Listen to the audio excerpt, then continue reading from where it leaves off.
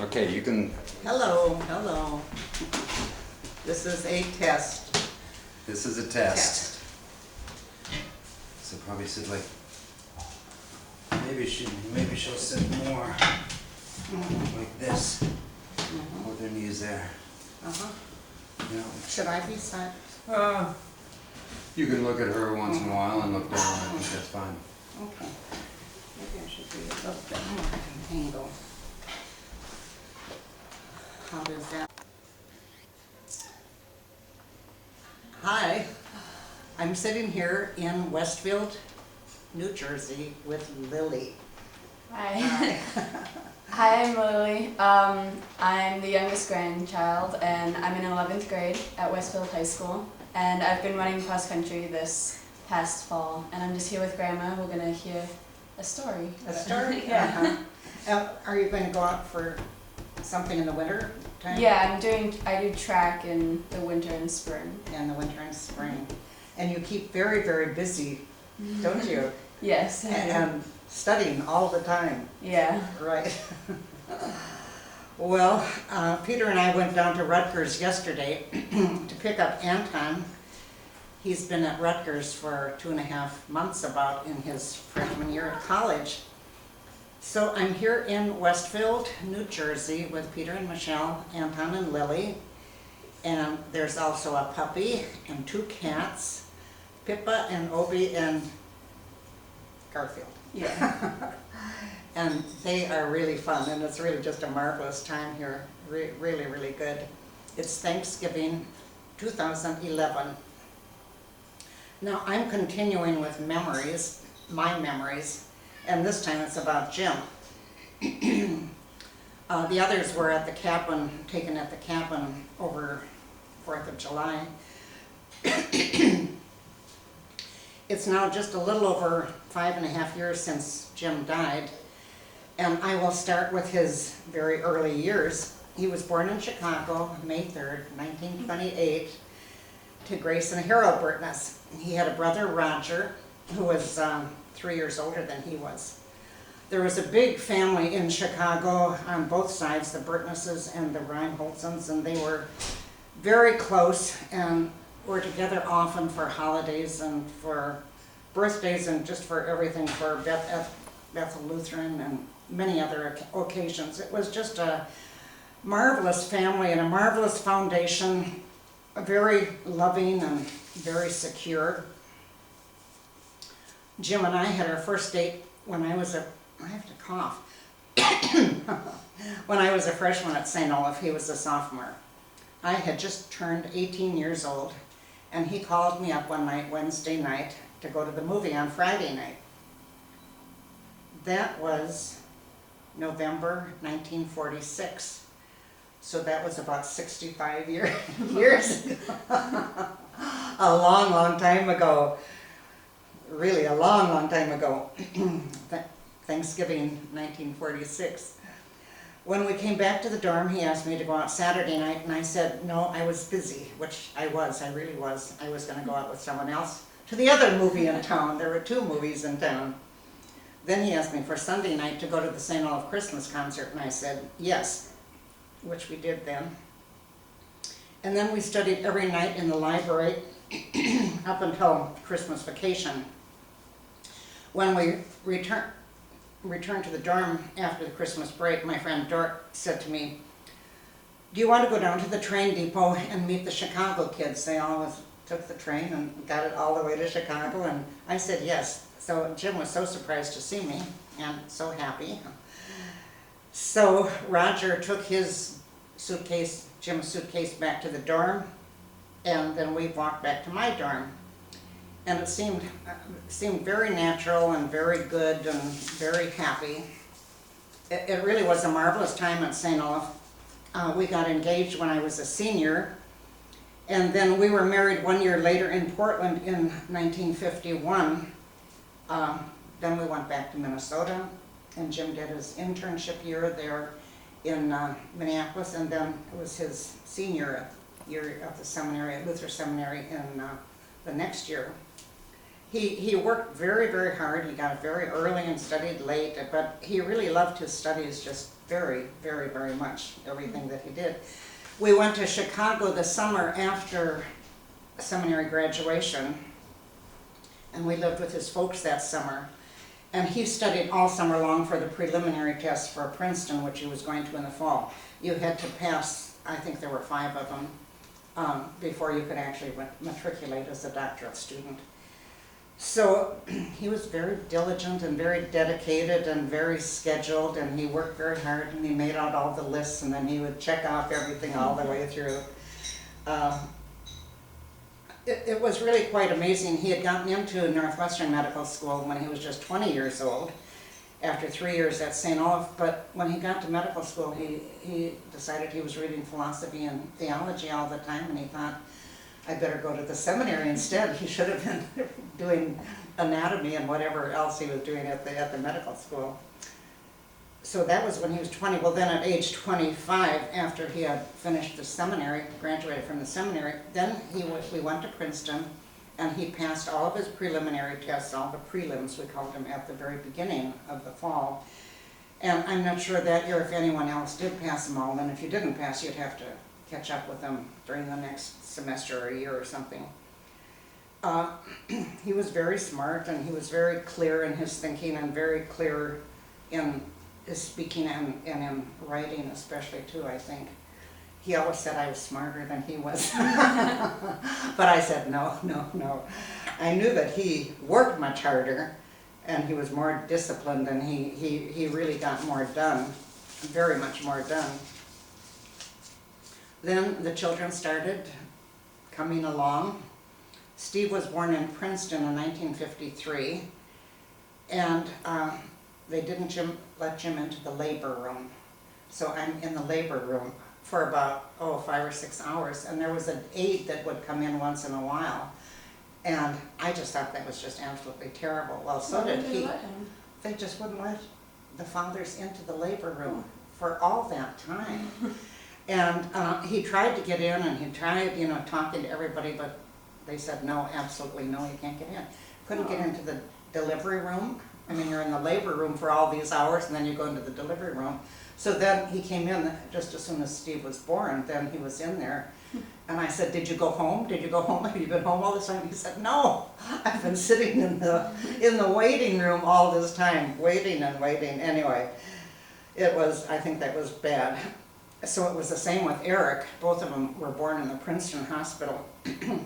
But with Deborah and Peter, then he was in the labor room. He could stay there all the time, which is obvious. You should be able to do that. But he couldn't go into the delivery room. But he stood in the hallway. The doctor would stand in the hallway. That was Dr. Arnie Jensen in Albany, Oregon. Well, Al Rognus, George Austin, Warren Quan Beck, and all wanted Jim to come to the seminary to teach at Luther Seminary, and he wanted to go there too. He had many other opportunities to teach or to be in administration or something else, but he always decided to stay at Luther Seminary. He loved it there really until the last class, the very last class, and he loved being with the students too. Well, excuse me. After his first trip overseas, that was to India in the summer of 1962. So Peter was just 3 years old right then. Yeah. No, 2 years old then. Well, he loved to go overseas and travel overseas. When he was in the hospital, when Jim was in the hospital in 2006, before he died, I had to cancel a 3-week trip to Mexico, airfare and hotel and everything. Oh. And 2 weeks in England. We were going to come over and see you in May, and we already had our airfare and everything, and also plans to go to Palm Desert. He had said at Christmas 2005, he said, we don't have any trips planned for the fall of 2006. He said, I think we have to decide where we're going to go. But, of course, we were going to be at the cabin all during the summer of 2006. Anyway, so it goes, I said. But he always was eager to travel and loved to travel, and we went on a lot of vacation trips just to some examples, a couple weeks in, a couple times to Mexico and a couple times to St. Martin, a couple to Cozumel, and also to Nice, France. We just loved Nice. It was really neat down there. And to Italy and Greece and Spain and various places. These are overseas. And of course, there were many study and teaching trips that were overseas too. Year-long trips, of course, to India and to Germany and to England. And of course, all kinds of other trips, Spain, Korea, Taiwan, Hong Kong, all over Africa, Kenya, Tanzania, Madagascar, South Africa, Cameroon, Central African Republic, and I'm sure there's some more that I've forgotten. Well, and then he also went to South America, to Brazil and Argentina and Chile and Ecuador. We did always want to go to the Galapagos Islands. That would have been really, so really cool. fun, yeah.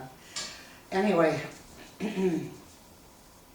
he had many, many interests, his theology and the courses that he taught, Bonhoeffer, medical ethics, overseas missionary work, and then he was on all kinds of committees all the time, through all the years, and he was speaking and preaching all over, again, all the time, all through the years. But he was a marvelous husband. I thought I was always so lucky to have him as my husband. So fortunate, so blessed. More than I really could ever have expected. And it was really fun to be with him. We had really good times together. He couldn't stand to have any disagreements between us. If we did, we would talk and talk and talk and talk and work everything out. But we never went to bed angry with one another. We just had to work it out somehow or another, and then we'd have to say, I'm sorry, you know, and forgive the other person too. At different times in life, we had different kinds of devotions. We read the New Testament together, and we read various books of the Bible, and other times Bonhoeffer or other devotional books, and then we would pray together. We'd pray, well, for the children and for the grandchildren. We'd usually name everyone one by one. At Summer Street, in the first 9-10 years we were in St. Paul, he would be teaching all during the day, but we would have dinner together, and he would usually put the kids to bed, and then he would read to them and pray with them.